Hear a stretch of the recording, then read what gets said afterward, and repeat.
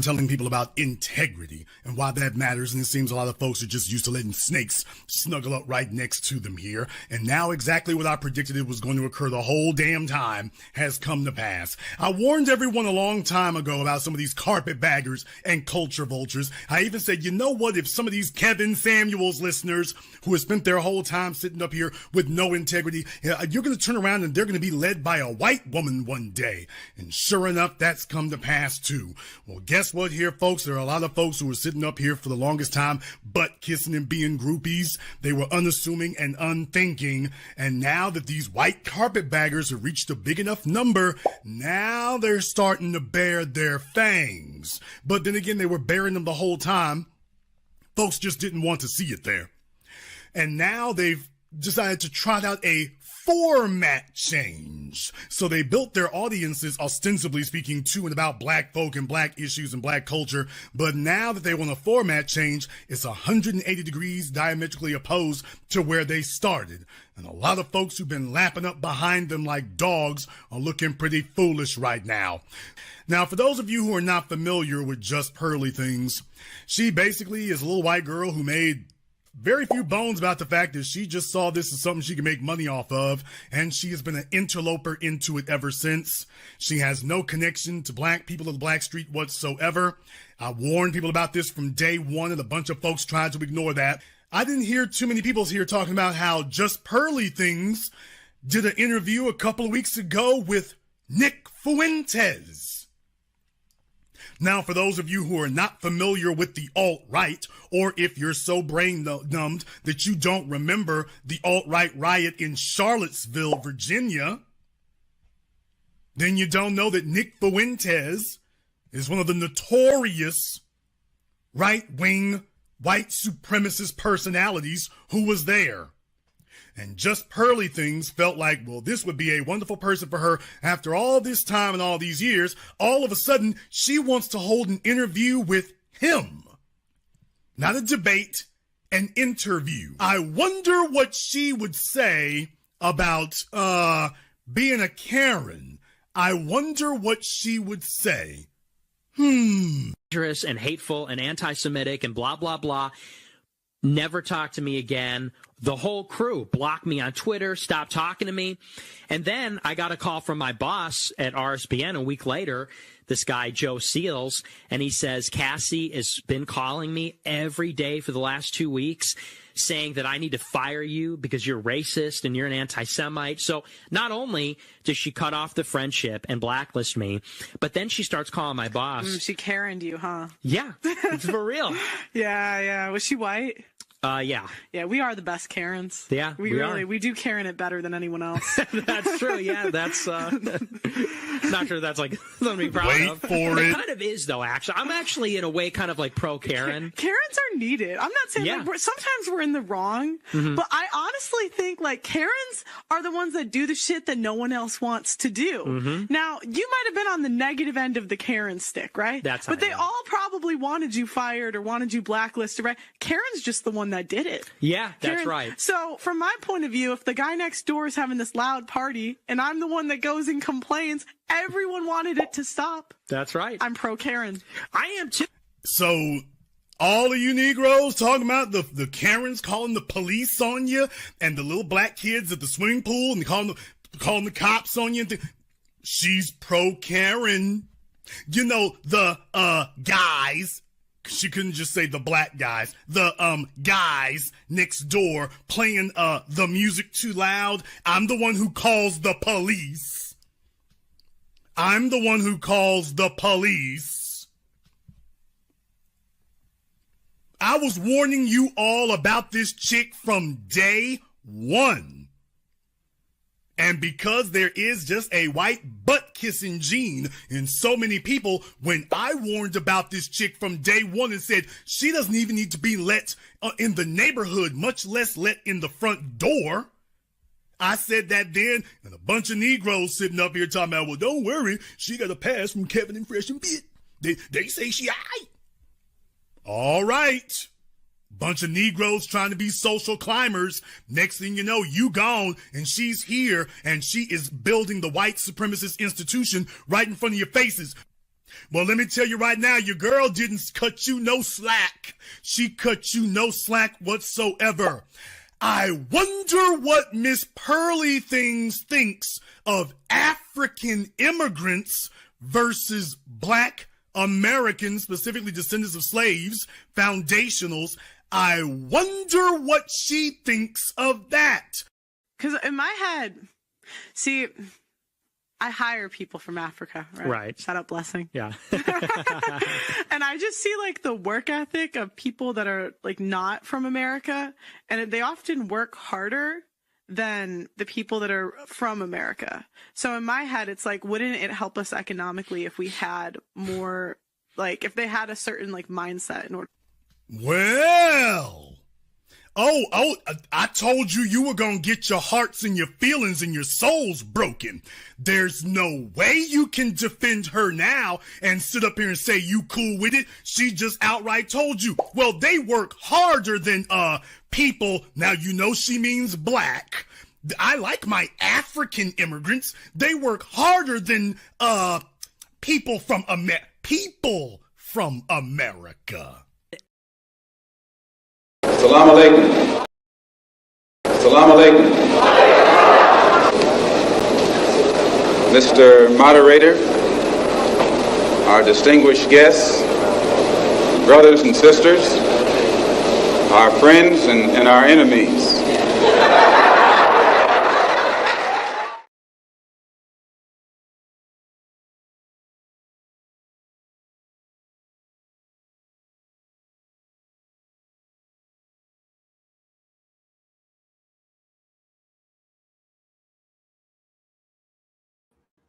Can y'all hear me now? Bismillah, wa salatu wa salam wa rasulullah. We're back in the name of Allah. May the peace and blessings of Allah be upon his last and final messenger. As to what follows, family, friends, foes, haters, and hate, and welcome back to the Feachaz. I greet you all in peace and love with no hatred in my heart. Assalamu alaikum wa rahmatullahi wa barakatuh. So before we begin, please like, please subscribe, and please share. As you know, we got a lot of haters up in here. How's the sound? You guys, can you hear me? Press number 1 if y'all can hear me now. I know we started off a little bit, for a few seconds, a little bit rough, but I think we're good with the sound now. Now, looky here. Family. This issue with just Pearly Things is something that talks more about the psyche of Black people than anything else. We are the inventors of culture in the West. We are the people who invented rock and roll. Do we own it? We invented hip hop. Do we own it? Black people invented cornflakes. Do we own it? Black people invented peanut butter. Do we own it? Macaroni and cheese. Do we own it? No. It is always some people from them folks that come and take over our ideas and monetize it and then take credit for building it.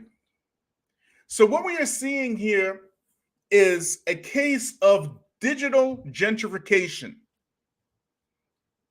It is a case of digital gentrification. Now, I want to remind you that we talked about just Pearly Things all the way last year. We talked about her before any of this hoopla with her doing an interview with Nick Fuentes. Just Pearly Things is not just a culture vulture, not just an opportunist, but somebody who has read the blueprint and how to exploit Black people by the ripe age of 25. So Bilal says he missed that. Don't worry, we're gonna make sure that you get those gems today. Don't worry. Right. So let me just remind y'all of the video. I'm going to show you so that you can go back and check it out yourselves.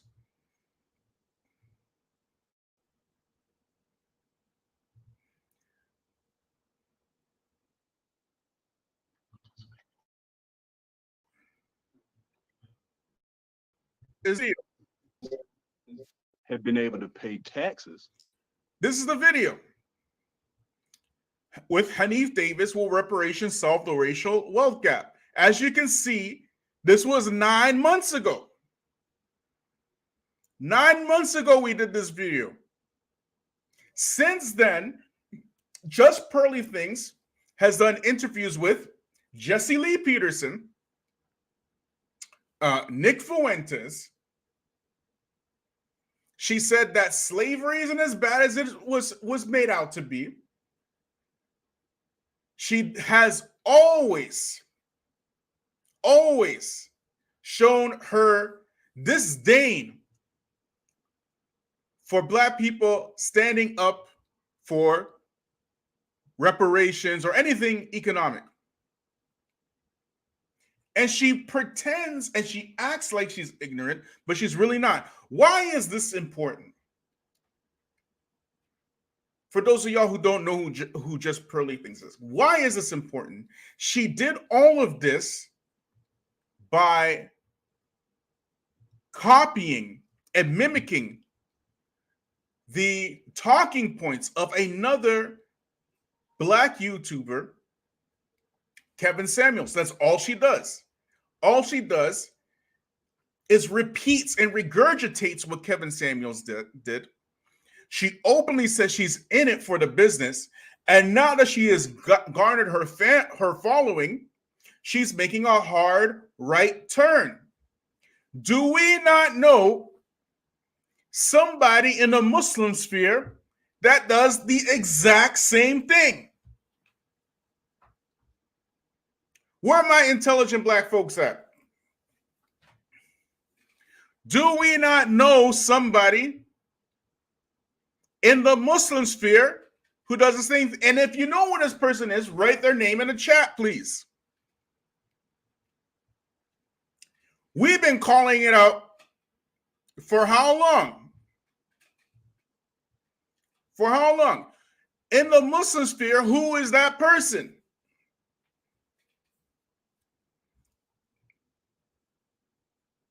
So where are my day ones at? Who is the person that has taken the exact same playbook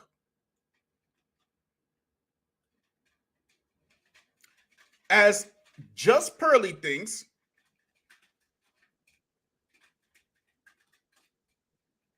to make a hard right turn? He's just one of them. We want to know the original. Since Nika says Muhammad Ijab, we want to know the original, okay? He's a copycat. He's a copycat. Who is the original? Who is the original? Look at here. That was 9 months ago we did that video.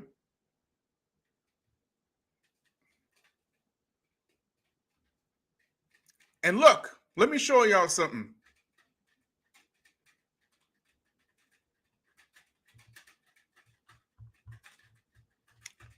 This is what we said all the way 9 months ago.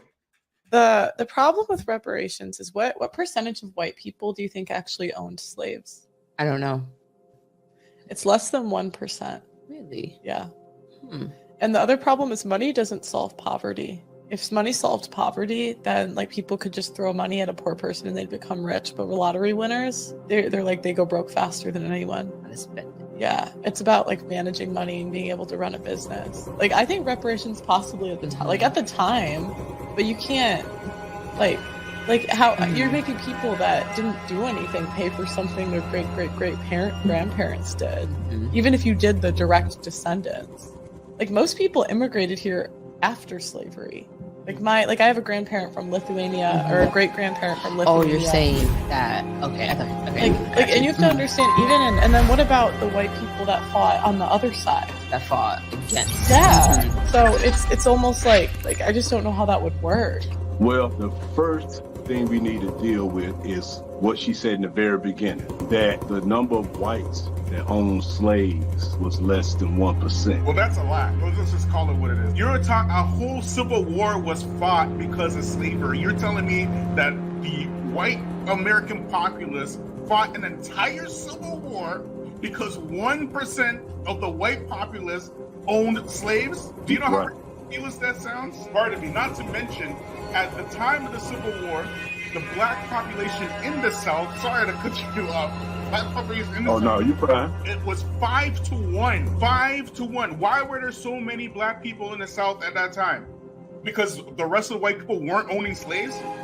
What was the whole point of the 3/5 compromise? What was that about? So that let's do the math here, okay? The whole point of the 3/5 compromise between the North and the South, in order to make the Union, what we know today as the United States, was that they would count 3/5 of black people as their populace in order to get representation. So you mean to tell me that 1% of the entire population of the South, who only 1% owned slaves, and they needed their slaves to represent, that's going to make a dent in the representation problem?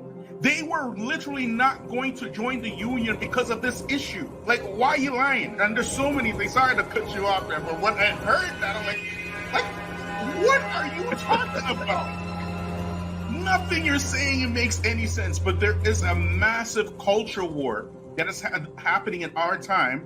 It is probably the largest culture war that has happened in the Western history, more so than even the Civil War, because at least that was clear. But now, this culture war, again, front and center, is black folk, again. Always, right? Always. As always. And the whole point is to get black folk to pick a side. Either you're going to be on the right side or you're going to be on the left side. That's it. Just like the North and South days, it's the same thing. America right now is at the cusp of becoming like fractured countries. It's a very serious situation. So people, like, I don't really want to talk bad about Thomas Sowell. Don't get me started. This where you and I differ on that. Yeah, because I known Thomas Sowell since the 90s. Since the 80s for me. Since the 80s for you. Okay, so look, Thomas Sowell is what you call controlled opposition. He is the answer to the controlled opposition of the civil rights movement. Because you got to remember, there was a controlled opposition for the civil rights movement. Those are the people that got paid by your government to lean towards integration and these type of things, and black feminism and whatnot, right? To gear the civil rights movement in that direction. So as you see today, those same tempos are now leaning black people towards the LGBTQ. It's the same people, right? The answer to that on the other side are people like Thomas Sowell. Thomas Sowell is from the Booker T. Washington camp, where essentially he's saying that the key for our success is education. We have to agree. Education is important, right? We have to agree there. We have to agree that, taking accountability for what you do is important. We have to agree with these things. But the amount of shucking and jiving this guy does and revisionist history, that's a problem. So now he's the one who's coming up with these revisionist points and allows white folk like this to say things in public like only 1% of white people owned slaves during slavery. You have got to be kidding me. Anyway, sorry, that was a long. No, you're fine. Another way, as many historians have done, like Sarah Pruitt on thehistory.com. One of the basic ways to do it is just look at the census records of 1860, and that alone can tell you. Like, for example, I'm looking at an article now. She says it's called The 5 Myths of Slavery, and this issue right here is number 3 in that article. History.com. And so she says the idea that the vast majority of Confederate soldiers were men of modest means rather than large plantation owners is usually used to reinforce the contention that the South wouldn't have gone to war to protect slavery. The 1860 census shows that in the states that would soon succeed from the Union, an average of more than 32% of white families owned enslaved people. Some states had far more slave owners, like, for example, South Carolina. They had it's like 46%. In South Carolina, you start breaking it down to states. And Mississippi, it was like 49%. And Arkansas, it was like 20%. So the goal is to look at the census, break them down by states. So she goes on to say that, but as Jamil Bowie and Rebecca Onion pointed out, in Slate, the percentages don't fully express the extent to which the antebellum South was built on the foundation of slavery. Many of those white families who couldn't afford enslaved people aspired to own slaves as a symbol of wealth and prosperity. In addition, the essential ideology of white supremacy that served as a rationale for slavery made it extremely difficult and terrifying for white Southerners to imagine life alongside a black majority population that was not in bondage. So the point here is, that was just number 3. There's other articles, but for the sake of brevity, I just stick with that. But also you have to look at an issue that is not talked about as well. And that is those whites who couldn't afford to own slaves. That reality didn't stop them from renting slaves. The slave owners could make money renting the slaves out. And another thing that a lot of people have to understand and keep in mind, when we talk about slave owners, there were levels. You had different levels. You had those that had the big plantations. You had smaller plantations.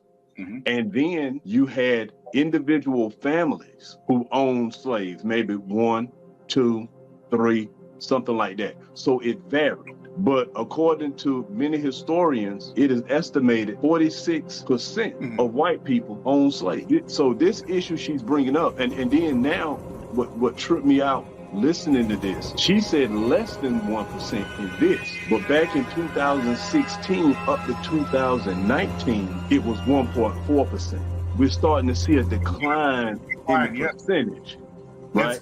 It's funny you mentioned that, because W.E.B. Du Bois, he wrote that a conservative estimate of the people who died in the Middle Passage, he said a conservative estimate is approximately 100 million black people. Look at the numbers today. If you see how low they are, some people are saying 12 million, some people are saying 15 million. Why are these numbers all of a sudden becoming lower and lower and lower in our time? It's because the same thing that you're mentioning right now, they're trying to minimize the damage that was done through slavery. In Congo alone, it is well known, just Congo, that at the time of King Leopold, during his invasion of Congo, late 1800s, he killed approximately 10 million Congolese in the Congo alone. No one talks about that. And he did that in his lifetime. And you mean to tell me that it is a far-fetched estimate that 100 million black people died over a 300-year period, traveling from the Western African peninsula all the way to South Africa, to the Caribbean, and finally America. Not to mention the insurance racket that was happening during that time, where these slavers were making money from insurance from making their boats sink. And what you were saying about the economics behind renting out slaves, ironically, when slavery ended, it was way more cheaper to get slaves after the ending of slavery, after the so-called Emancipation Proclamation. That's right. Through convict leasing. Look at here, family. That was 9 months ago. We said that about Pearl. Since then, there's been so much stuff going on with Pearl. And as you know, she did this interview with Nick Fuentes, white supremacist. Who else do we know that does interviews with white supremacists amongst the Muslims? Let's tell the truth now in Ramadan. Let's tell the truth now in Ramadan. You see, black people have this thing where they allow any folk that don't look like them but can rinse their ears real quick. They let them come in to their communities, gentrify it, build businesses in it, take their black dollars out of their community in some other place somewhere, and meanwhile, we don't support each other. Are y'all hearing me? That was last year when she was talking about only 1% of slave owner of white folks were slave owners. 1%, that's what she said, for her own mouth. And why we need to pay reparations when it happened so many hundreds of years ago. And the last slave was freed in the 1960s.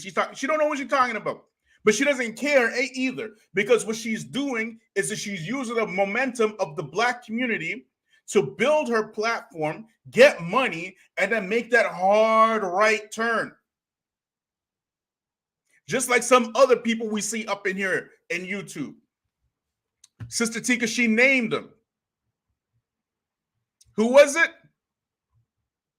She got him right. It's Daniel. Don't he do the same thing? Don't he do the same thing? Hide behind Islam to lead the Muslims to the alt-right, inviting white supremacists and stuff to his channel. Do we know some Muslims that invite Jesse Lee Peterson? Anybody who invites Jesse Lee Peterson to their platform, they got to be a racist. They got to be a racist. Anybody who invites Jesse Lee Peterson to their platform, they have to be. You don't invite Jesse Lee Peterson to your platform unless you have some work to say against Black people. She doing interviews with them. Now we're seeing Muslims, because they have no integrity, zero, who go do interviews with just pearly things. Like who? Who are these Muslims introducing the Muslims to just pearly things? Mehdi Dajani. Go look it up. Go look it up. It's Ramadan now, okay? It's Ramadan. We are telling the truth today.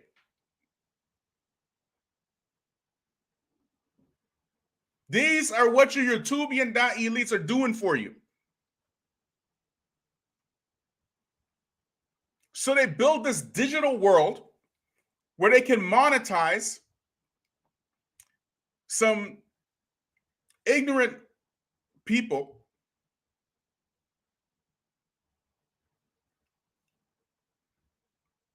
into red pill, into alt-right, and all this kind of stuff. But the shameful thing is that in the Black community, in the Black manosphere, for the most part, the Black manosphere has been united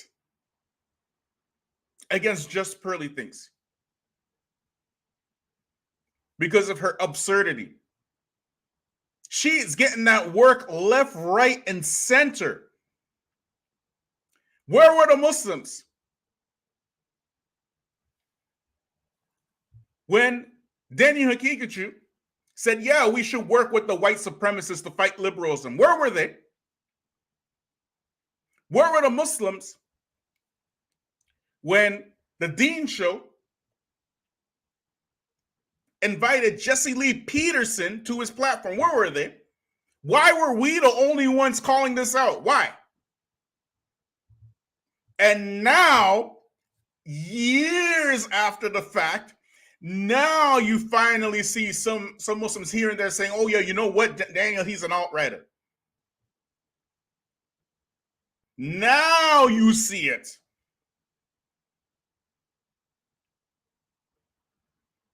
So this Ramadan, a lot of y'all need to make some tawbah. A lot of y'all need to make some tawbah. Because you invest in your own indoctrination. It is totally unacceptable that we allow this white woman to come and digitally gentrify us. Furthermore, the simpery and the simplification of some of these Black manosphere personalities run into her defense. Oh, she hires black people. Oh, she got a black boyfriend. She can't be racist. Are you kidding me right now?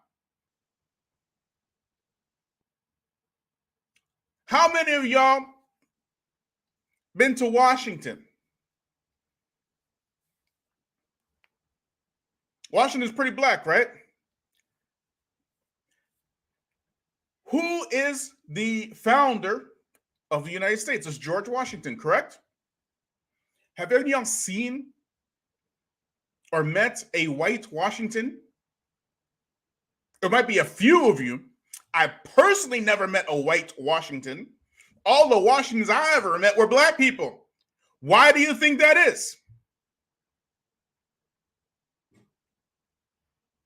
Not to mention the amount of black slaves George Washington used to sleep with. Thomas Jefferson had an entire black family from his slave. An entire black family. He built a secret house for them and everything. Do y'all know any white Jeffersons?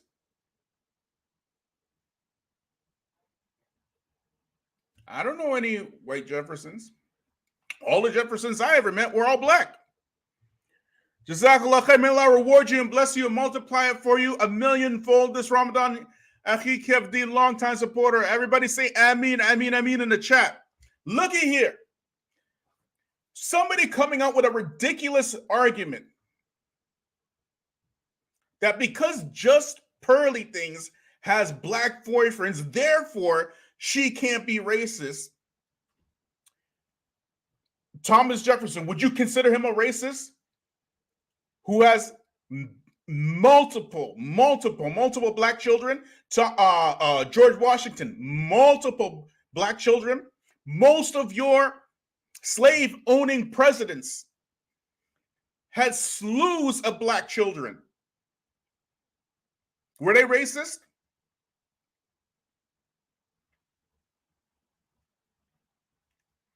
Then you have some of these black manosphere guys saying, she hired black people. Let me tell you something. No country on earth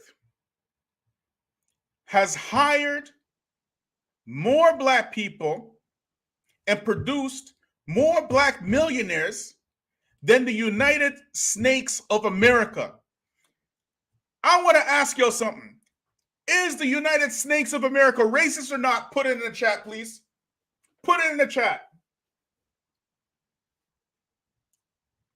Thank you. Somebody put it in the chat. The country that hires more black people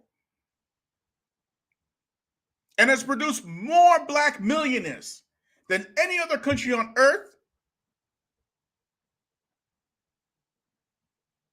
Are they racist? Yes or no? Thank you. So what are you talking about? Because she hired black people, she can't be racist. You're sick. It's because y'all don't know what racism is. You think you're waiting for somebody to say the N-word to call somebody a racist. If they don't say the N-word, they can't be a racist. So they can sign off on no reparations. They can sign off on 1% of white folks were slave owners. They can sign off, well, we didn't do anything to the descendants of slaves, so why should we pay reparations? You can sign off all this stuff. You can sign off on entering with Jesse Lee Peterson, with Nick Fuentes, with who did Daniel Hakichu, that white supremacist that Daniel Hakichu do that interview with Mark Collette. Interview with Mark Collette, notorious white supremacist, described Nazi himself. He described himself as a Nazi. But because he didn't say the N-word, he can't be a racist. You don't know what racism is. And on top of that, you're very cool to participate in racism. But what the Black Manosphere has done, they have come together against it. Meanwhile, The Muslims still in La La Land, not calling out all the nonsense that's going on in YouTube. Mehdi Djani interviewing with just pearly things. You got to be kidding me. You got to be kidding me right now. You got to be kidding me right now.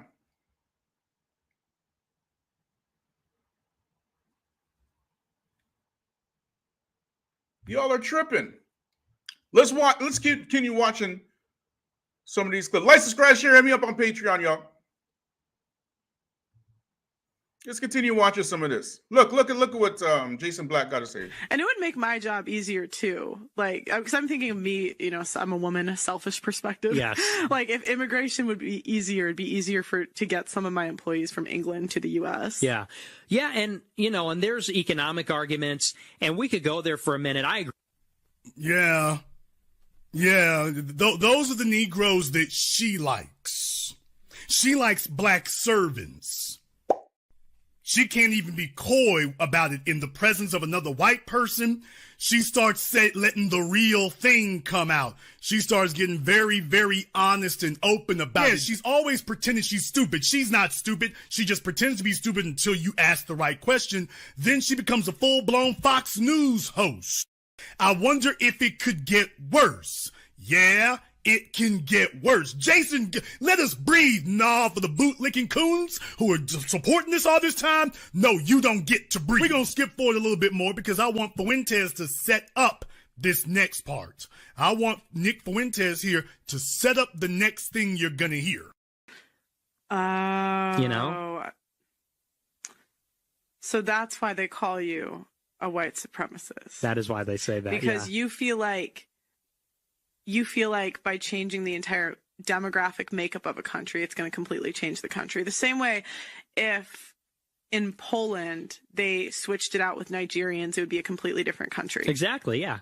How do you feel? Well, I don't want to get you in trouble, but I mean, did you think that makes me a white supremacist to say that? No, that kind of makes sense, like what you're saying. Well, do you now remember what I've always taught you all? If you want to know what black people think, let a white person ask. Well, you know what? If you want to know what a white woman thinks, let a white male ask. And you heard what he just said. Well, yeah. Do you think I'm a white supremacist? Well, no, actually, I kind of understand why you're saying that, Mr. Alt-Right Charlottesville. Now, understand, this next part here is rather crucial because once she starts going, she ain't gonna stop. Personally, I'm trying to get my Africans in America, so we're not gonna support that. Look at, please make it easy for me to immigrate next year. Well, I will say, hey, they are more industrious than American blacks. Get blessing in. He can stay. Well, did you hear that? Well, they are more industrious than American blacks. Because if you thought you heard the worst, no, you ain't heard the worst yet. All of her supporters, I'm going to let this play here so that this goes in context, so nobody can say I took it out of its context. Tell me, how do you explain away this? One way. Yeah. America being one. That was when more immigration happened and the culture, we sort of lost the culture. Yeah, because the lesson of World War II, based on the horrors of the Holocaust, is like, this is what happens when nationalism goes awry. This is what happens when nationalism goes too far. But your argument was the Holocaust was not special and all countries have done that. Yeah, and exactly. so you're saying, why is the Holocaust special? Yeah, basically. Oh. Okay, what do you mean, basically? Well, yeah, I mean, because of course, we're getting into the details of it, but yeah, that's the gist. Yeah, I mean, but you kind of deny it happened. Yeah, I deny some of the parts of it. You deny parts of it don't seem realistic to you. You think they were embellished upon. I think they're embellished, yeah. The same way. This sounds, oh gosh. Oh boy. They're gonna be in trouble. This sounds similar to the slavery stuff too, because that's literally the founder of, or the guy who made Roots said, I wanted a myth for my people to live by. So they often, but that's what they do, is they embellish, and I'm not trying to say it wasn't horrible, it was. Right. But they want to make it like more horrible so that they can control people. Now, though, that's her in her own words. So how do you explain away that one? Somebody tell me right now. Hey, mediocre tutorials. Hey, Melanie King. Hey, lead attorney. How many of y'all who were so desperate to get her approval, so desperate to get next to white mommy, that you willingly sold out your souls and what little integrity or character you may have had left in order to get a pat on the head from her in the desperate hopes of appearing next to a white host, even though they are openly mocking black people, and you hoping it's gonna get you just a few more subscribers so you won't have to go back to Five Guys and get a real job. Come on down here and explain this now. After she done built herself up, now she gets to come get with the alt-right so she can say, you know what, I've been sitting on this for all of these years trying to get my money straight. Now that the money is right, I'm gonna let you know exactly what I think of you. And not surprisingly, she didn't just go to something that was just a little questionable. She went full-blown alt-right. She went full-blown Richard Spencer. She didn't just start doing that a couple of days ago. She been like that. You need to say anything else? Any questions? Slavery, it was bad, but it wasn't as bad as some people make it out to be.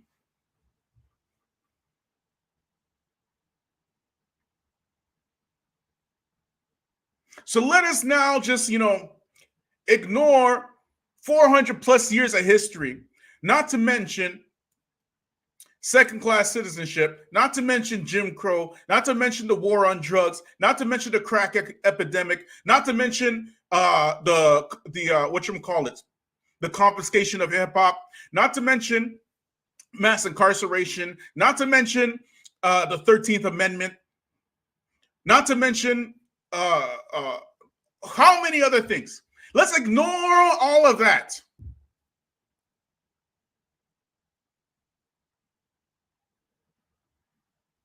Let's ignore all of that and go straight to, I think slavery was a little bit embellished. It's not as bad as it was.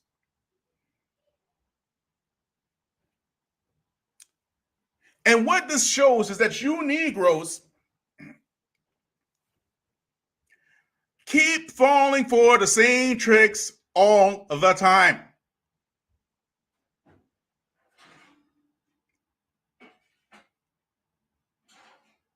And this is why you need a black grassroots. This is why you need a black grassroots. Because without the black grassroots, what you're going to have is any old white woman or white man who can build infrastructure real quickly because they can go and have liquid assets readily available, can go and take over all your crap overnight. Isn't that what she did? And didn't she go pick herself up, open up an entire studio in Britain? Open up an entire studio in Britain. Instantly start putting out Black Manosphere content by regurgitating Kevin Samuel's talking points, reaching out to every single Black Manosphere personality she can reach out to, built her platform so much so that she can pivot hard right and become an alt-righter. And then she can hide behind, she doesn't even say it. She got other Negroes talking about she hired black folk and she got a black boyfriend. So she can't be racist.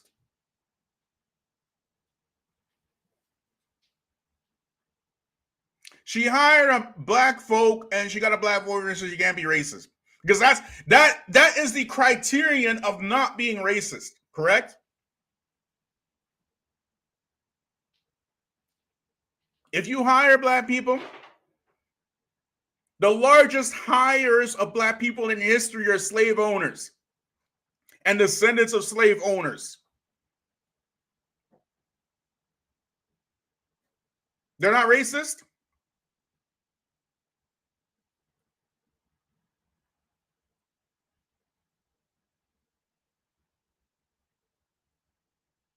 She talking about being a Karen. You know, Karens are needed. The Karen is to black people what a nuclear bomb is to white people. How many black people died because of a Karen? Emmett Till. Why was he murdered? He was murdered because of a Karen. Black Wall Street in Tulsa. Why was Black Wall Street razed to the ground? It was razed to the ground because of a Karen.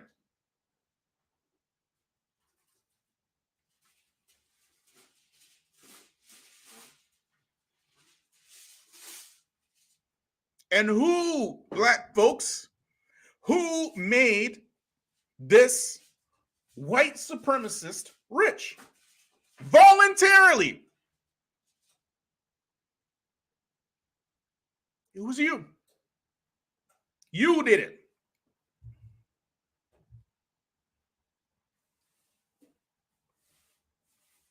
Because you're eager to give your money and your support to people who don't look like you.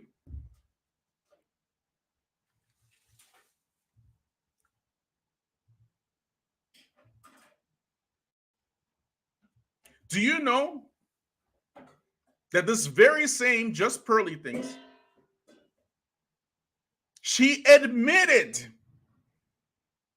to Me Tooing a black man? Did you know that? You think I'm joking? I'm not joking. She admitted to Me Tooing a black man. She admitted to that. But she's not racist. Just like Daniel Hagikachu, he can't be racist. He's not racist. Daniel Hagikachu. Fentanyl Floyd. Stabby, Micaiah Bryant. Messiah Stabby girl, Micaiah Bryant.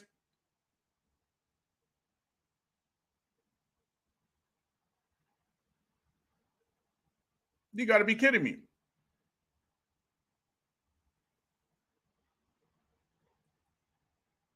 You have got to be kidding me.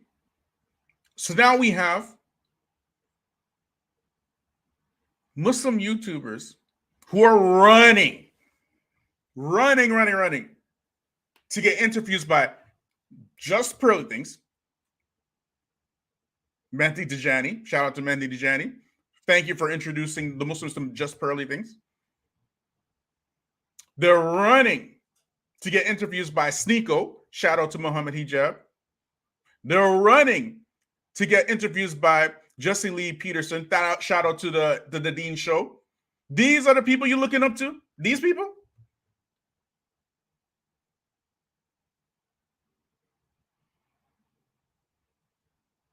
These people? And then we pointed out, you're looking at us like, look at here. Let me tell you something. I didn't grow up on social media. You little mind control 20-year-olds and 30-year-olds who your parents didn't want to babysit you. They didn't want to bother with you. So what they do, they gave you a cell phone from you when you were 3 years old and stuff. And from that time, your little brain damaged self, you found love with a cell phone. Okay? And because your brain is mush, is all mush from the radiation and stuff like that, you believe that these YouTubians and your Facebook personalities and whatnot, you believe everything that they say.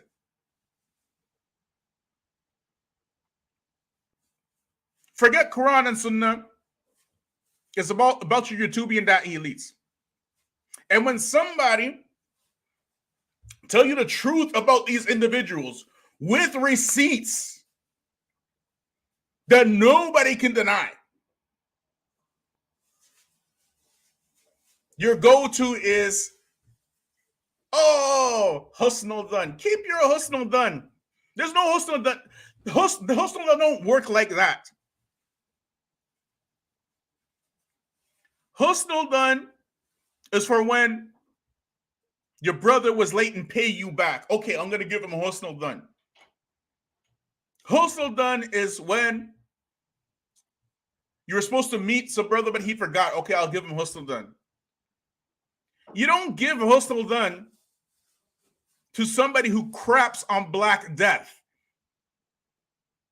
And when you start doing that and defending the person who craps on Black Death, and you don't know them, but you know they have a reputation, not only crapping on Black Death, but inviting white supremacists to their platforms. And we rightfully call them racist, and you run to defend them, we are looking at you funny. Because those days of husnul done for everything is over. We don't do that anymore.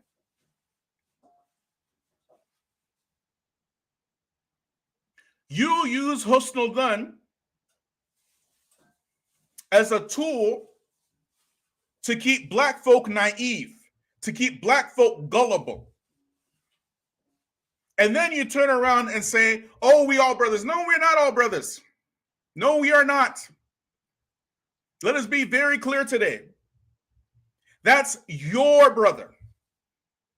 That is not my brother.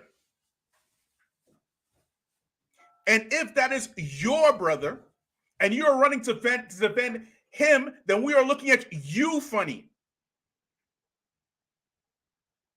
You see how that works?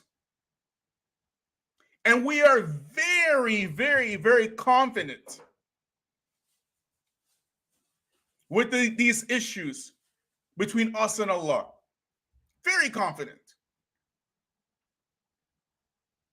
If you have doubt, you are the ones who have to go find out if it's true or not. But we don't protect the reptiles and the serpents in here anymore. We don't do that. The hostile elements within our community, we don't do that. And you see how the Black manosphere is coming together on this? Where are the Muslims to come together against the racists within their ranks? Where are they? Nowhere to be found, because they're doing the same thing with just pearly things that these Simpians are doing with they're doing the same thing with Daniel Hakikishan that these Simpians are doing with just pearly things. The same thing. Same thing. Now, where is Daniel?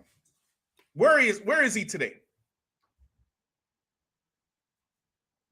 Anybody really talk about him like that anymore? No. Who was the first people to put him out as alt-right? Put him in the chat, please. Who were the first people to do that? Who were the first people to call him out on his blatant alt-right tendencies? Put it in the chat, please.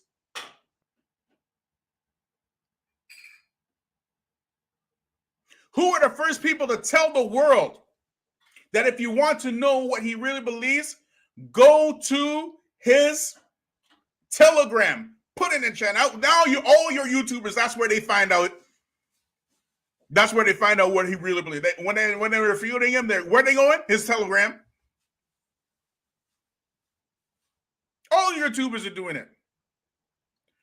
Who were the first people to call him out on his blatant racism? Put it in the chat, please. Here come just pearly things. We called her out way last year. Way last year, we called her out. Jazakallah khair, may Allah reward you and bless you and multiply it for you 1,000,000-fold this Ramadan. Ameen, ameen, ameen, Brother Bilal. Everybody say ameen to Brother Bilal. We see from her saying slavery wasn't that deep. Black folks don't need no reparations. And all this crazy nonsense, because she built her platform off of black people, mind you. The whole black manosphere is in an uproar. Where was that fire for Daniel when he starts running amok against black people from the Muslims? Where was it? Did it exist? Who defended you? Put it in the chat. Who defended you? Who didn't care? What sheikh was inviting them to their AIM conference? Put it in the chat. Who didn't care? What sheikh was giving him big tazkiyah at an AIM conference? Stuck to his guns. Now where is he? Where is he now? Where is he now? That's called integrity. That's called integrity. We are the only channel with an entire playlist about this dude. Anybody can go watch it. Short videos, long videos, lives, clips, you name it.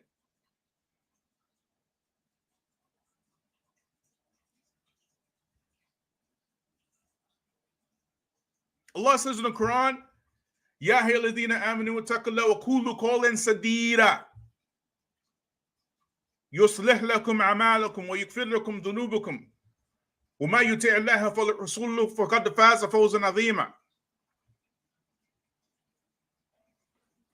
O you who believe, fear Allah and speak a straight word. That's what we're doing here. We're speaking the straight word. Who cares about the blamer?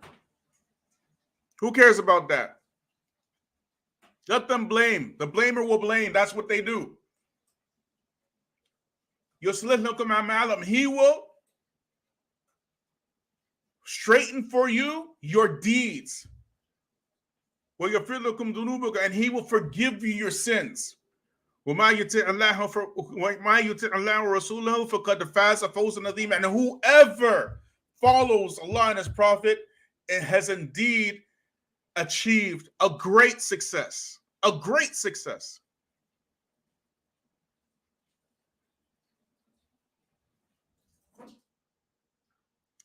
Some of your radioactive,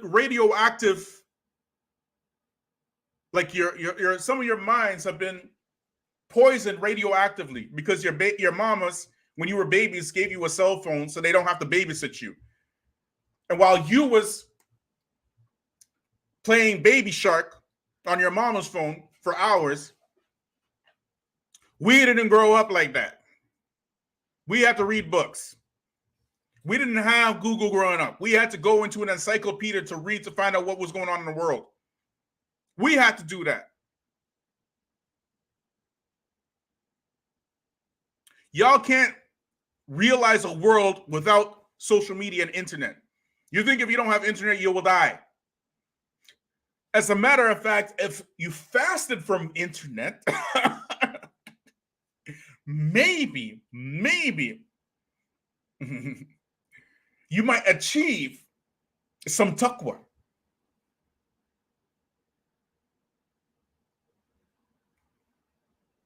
Maybe you might achieve some taqwa if you fasted from the internet.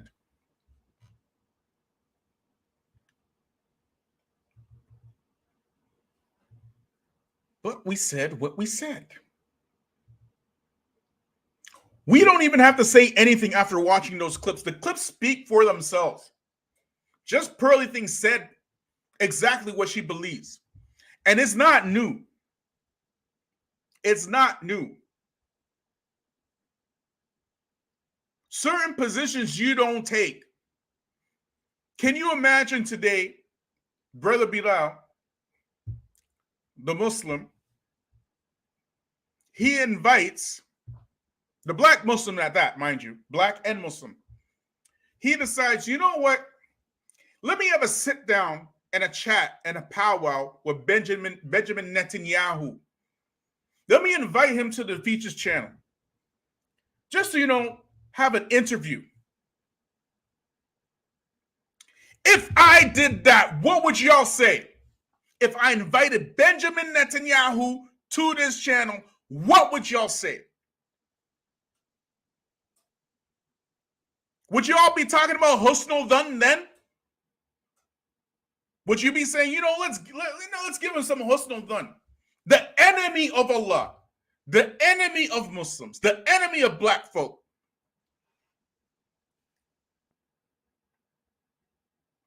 Are you going to be asking, well, you know, he's a good brother, you know, let's give him some Husnul Dhan?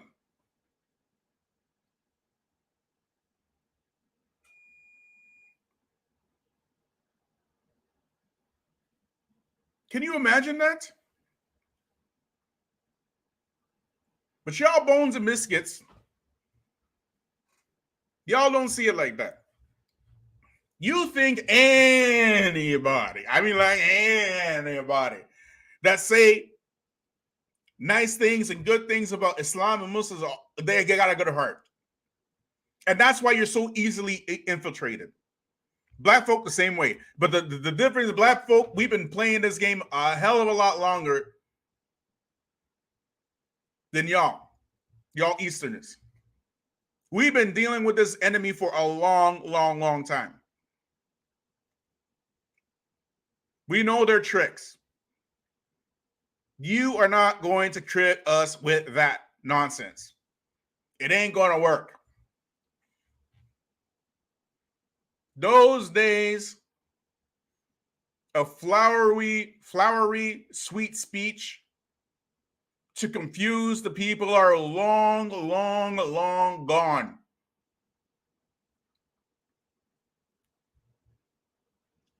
We don't do that up in here, okay? We don't. There are plenty of channels where you can go and get all your butterflies and rainbows and all the nice thing, the feel-good speech. You can go get that anywhere. You're not going to get it here. Over here, you get the truth. You get the Kulu Kol and Sadida. You get that. The only type of people that subscribe to this channel are intelligent people. People who are willing to think. People who are willing to get their feelings hurt, even if they get their feelings hurt. They don't care. They just want the truth. That's it. Sometimes I hurt my own feelings. I hurt my own feelings the way I speak.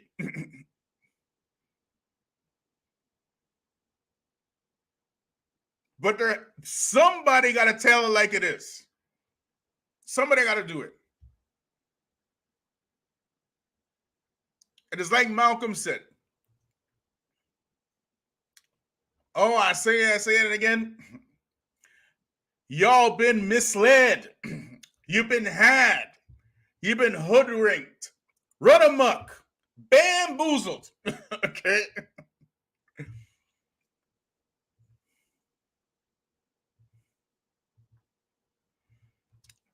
We're going to leave this link because I see a lot of dissenters, whatever. Come on. If you want to raise your complaints, don't be afraid.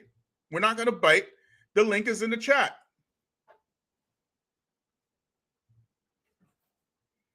The link is in the chat. If you feel what we're saying is wrong or we are mistaken, come in the chat and challenge us. There's no problem. We do this all the time too. You know what I'm saying? we do this all the time, man. Like, we invite our dissenters, and it's all love. You know what I'm saying? Like I said, there's no hate. Like, We understand, you know, there are people that, you know, they watch this channel and they love it from a distance because of what's going on here. They love it from a distance. We understand that. We understand the reality of this channel. We know what the reality is. We're not like oblivious to how people think about this channel. Some of y'all is shocking. It's like, what? Because you never heard this stuff before. You're like in shock. Like, how is this guy talking like this? So we invite you. Links in the chat. I'll leave it up there for a couple more minutes. If nobody wants to come on and talk, there's no big deal. We'll close it up. We're fasting anyways. You know, but this topic is so important because it exposes the psyche of Black folk. How easy you are to be taken for a ride. Very, very simple. Gloria Steinem, didn't she do the same thing? Gloria Steinem? Who knows who Gloria Steinem is? Y'all know Gloria Steinem? Gloria Steinem, the white Jewish woman, she's the one who brought you Black feminism. Black feminism was started by Gloria Steinem in the late 60s, early 70s. She admitted that it was a CIA operation. She's the one who brought you strong, independent, and Black, a white woman. She brought you that. She was the one who got funds to put Black feminism in Ebony magazine and Jet magazine and whatnot in the 70s and the 80s. And by the time 80s rolled around, 60% of Black children were being born out of wedlock because of Black feminism. That's Gloria Steinem. Elvis Presley literally almost even word for word stole all his songs and his moves from other Black artists. And not once did he give him any credit.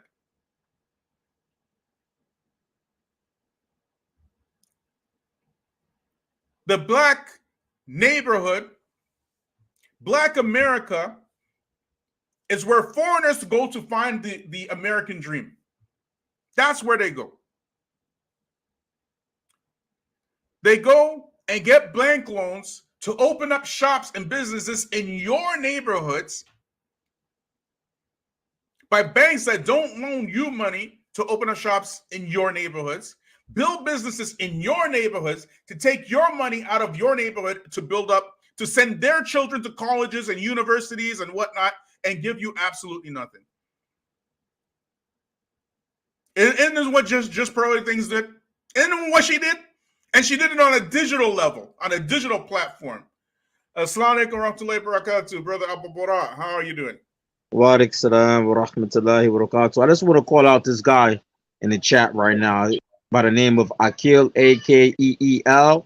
So Akil, you making the claim that Pearlie is not a racist because she hires Black people on her show. So this is clear evidence that she's not racist. You claim to be Central Asian, I believe. Akil, do you want to get on the mic? Because you keep on making a lot of these claims in the chat. You said Daniel's not a racist. You said Pearlie's not a racist. What the brothers shared here today about her is not racist. Akil, I just want to ask you, do you want to come on the chat? Because you claim you're doing preparing for iftar. These people in the chat, when they make these claims, let them make the claims in the chat. It's fine, whatever. Only the ones who are like really about it, they need to come on the mic, right? You know me, I don't address people who are making these types of claims in the chat because it's a waste of time, right? And if they're brave, They will show their face if they believe in what they say. Let them show their face. And they can't show their face. Let them come on the mic and rebuke us. No problem.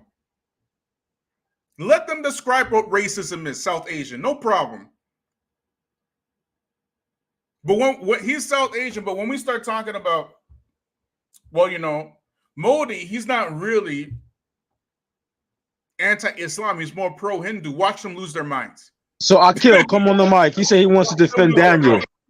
He said he wants to defend Daniel. So take the mic. You can come here and take the mic and defend Daniel. You say he's a Muslim and you want to defend him. You say you're Asian, it's Central Asian. Take the mic. The link is right here. Whatever. Let him. If he's brave enough, he can grab the link. It's no problem. Let me put the link.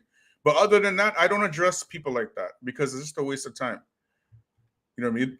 We have lots and lots of people who hate us. It's okay. It's fine. Let them hate. But now, you know, because he claiming he's preparing for iftar and he's cleaning dishes. How you cleaning dishes and you texting? How you preparing for iftar and you texting all these words in here? Stop lying, Akil. Leave him alone. Akil, stop lying, man. See how you lying this Ramadan? I gotta mute your break, man. Let me just let this sister on 1 second. Salaam Alaikum, Sister Tia. Salaam Alaikum. Hello? Tia, are you there? Can you hear me? Okay. It's a little bit choppy. Your sound's a bit choppy. Can you hear us? I can hear you fine. Can you hear me? No? Yeah, I can hear you. I can hear you. Okay, what you got, sis? So I saw some comments in the chat that how can Pearl be racist when she employs some Black people? She has many Black people on her show. She's dated Black men, preference for Black men, but that's a little bit, that could be considered, you know, some sort of exotification there. But she's a culture vulture. So she sees there's money to be made off of these topics about how, you know, women are acting out of pocket nowadays and all of this because, you know, so many podcasters in the manosphere are making money off of just criticizing women. But note this, she made a specific choice to open operation not in her home country of USA, but in the UK. And here's why I think she did it. I think she realized Black American women were not going to line up to be on her show in the US because if you notice, the women in the UK, the Black women she has on her show are either immigrants from African countries or Caribbean countries, or they're second or third generation daughters or granddaughters of immigrants. And the race relations and the whole topic of race in England concerning immigrants is very different from the American conversation around race. And if you notice, the UK women that she has on her show, they're not really clued in to some of the topic regarding race relations that she tries to get into. And Sarah Garvey, her co-host, you know, he, even though he's British, he seems to be a little bit more clued into like the American race relations and history. But he, you know, so I think she chose England specifically. She had it in her mind that she did show with mostly Black women because, you know, she's an anti-feminist and that really comes across in her rhetoric. She even says she doesn't think women should be allowed to vote. Now, maybe she's using hyperbole there, or maybe she really does that. I don't know. But I think she specifically had it in her mind of what type of show she wanted to do, what type of woman she wanted to showcase. That's the Black woman. But she knew she couldn't get away with it here. But now, she said like a month or two ago that she's kind of reached her peak in terms of the UK show, and she's looking to come back to the States and expand in some city here. Mhm. And I think the topic of her show here in the United States is going to veer away from relationships and more into politics. And I think you're going to see her getting more and more right wing as she brings her show back to the US. And I think that's part of why she had this Nick Fuentes on, because she wants to go more into that direction. And I just think, you know, and she uses these code words. She uses words like city girls, modern women, 404s, but I think that's code for her to really be talking about Black women. And I think she sees Black women as competition, since she has said that her preference is Black men. And if your preference is men, that means your competitor class woman is going to be the Black woman. So I think she's on this trip, and I've seen white women do this before. She's on this trip of trying to, well, you know, Black women have a reputation of being louder and more bossy, white women, and Black men seem to prefer women. We're losing you a bit there, Tia. We lost you a little bit there, but you're adding some really, really great points. I just wanted to talk quickly about Sarah Garvey. The fact that she has him on her show, almost like a co-host, it kind of tells you about her character, because Sarah Garvey is a grifter. He's a grifter straight up, right? He don't know what he's talking about, okay? And he's really good at, you know, just basically speaking off the cuff. You get me? Like, it's just speaking off the cuff. Like, he's not somebody who has studied anything, right? But because he's a good at answering questions that he doesn't know anything about, and she invited him on that show. Yeah, he's from the Speaker's Corner guy. The Speaker's Corner, Sarah Garvey, that guy, right? Like, he's not somebody who just came around the scene. He used to be in the Afrocentric spaces, right? He used to be in the Afrocentric spaces, okay? And then he made a turn to the Black manosphere. Why? Because it's lucrative. Black manosphere is lucrative. You get me? So, yep. So anybody who says a ridiculous thing like, oh, she can't be racist because she hires Black people, or she can't be racist because she got a Black boyfriend. What about Thomas Jefferson? What about George Washington? You know, what about the United States of America, who hires more Black people, produces more Black millionaires than any other country? Are they racist? Yes or no? Yeah, exactly. The president of the United States right now, the current one, Joe Biden, the one who brought you 3 strikes, the one who said that he is proud to be the youngest Dixiecrat, the one who prevented buses from going to Black neighborhoods at the integration period. Is he racist or no? Yeah, he's racist. Does he hire Black people? Yes or no? Yes. So what the heck is she talking about? It's because you don't know what racism is. You think that racism means I don't like Black people. That's what you think it is. You think I don't like the Black folks, so therefore I'm racist. Racism is a social construct that started in the 15th century by a group in Europe called the Spanish. They invented racism. And why did they invent racism? They invented racism because they wanted to classify a group of people who are known as white and give them permanent power over a group of people whom they classified as Black. You get it?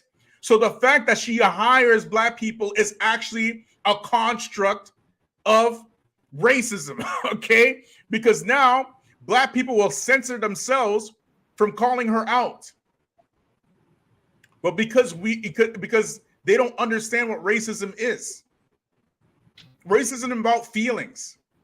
Racism became about feelings at the civil rights movement. That's when it became about feelings. But before that, everybody knew what racism was. White people were proudly calling themselves racist. I'm a racist.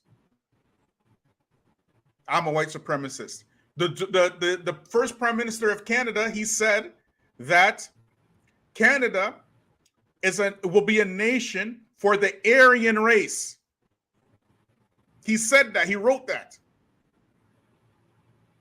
What you call it? The Dred Scott Supreme Court decision of the United States, where they said there are no rights that a black man has in the Supreme Court. There are no rights that a black man has that a white man is bound to respect.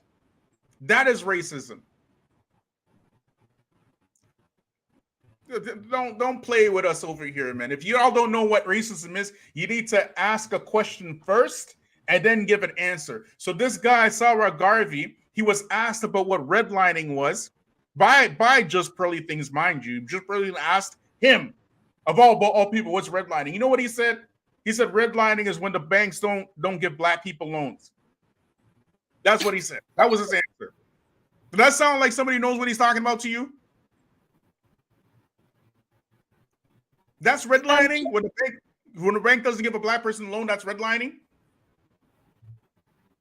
Yeah, can you hear me? I can hear you. Go ahead. Okay, I saw that episode. And then someone else started to talk about what redlining is.